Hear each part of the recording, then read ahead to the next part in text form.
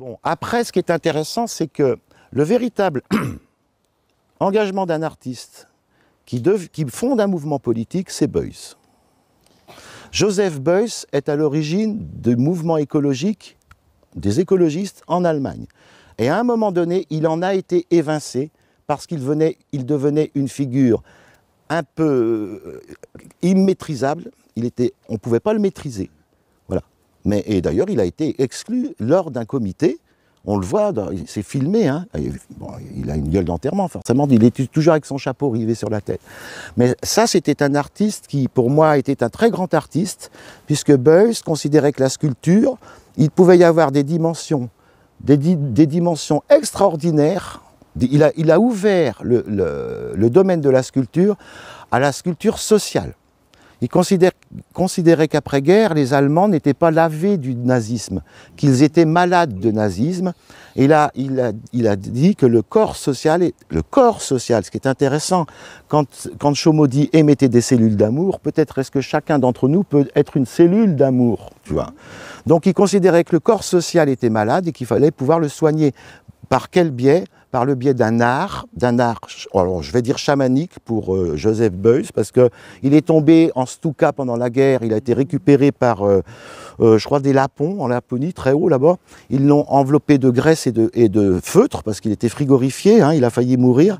Il a réutilisé la graisse, le feutre, mais oui, pour moi, c'était, on appelle artiste, mais il était totalement en liaison avec les forces invisibles qui gouvernent le monde, comme dirait Chaumont. Hein. Ça, c'était très clair, très clair. Et il a fait des conférences, et surtout, il recevait les gens à table, et il discutait avec les gens. Les gens, pas le public. Le public, ça veut tout dire et rien dire. Le public, c'est comment dire, c'est faire en sorte que les gens, on les considère dans une totalité, pas infantilisante, mais sans aucune distinction. Bon, c'est aussi la fameuse performance avec le coyote. Avec le coyote. Ça, c'est chamanique, là, pour le coup. Oui, complètement. Ou alors, je veux bien qu'on m'explique ce que c'est que le chamanisme, là. Complètement. Alors, là, oui, c'est son animal totem, il en a plusieurs, c'est le lièvre. Le lièvre qu'il a dans le bras, il a un lièvre mort, et il lui parle. Bien sûr, bien sûr. Et je crois qu'il a le visage couvert de feuilles d'or. C'est bon. Peut-être est-ce qu'il devient une icône.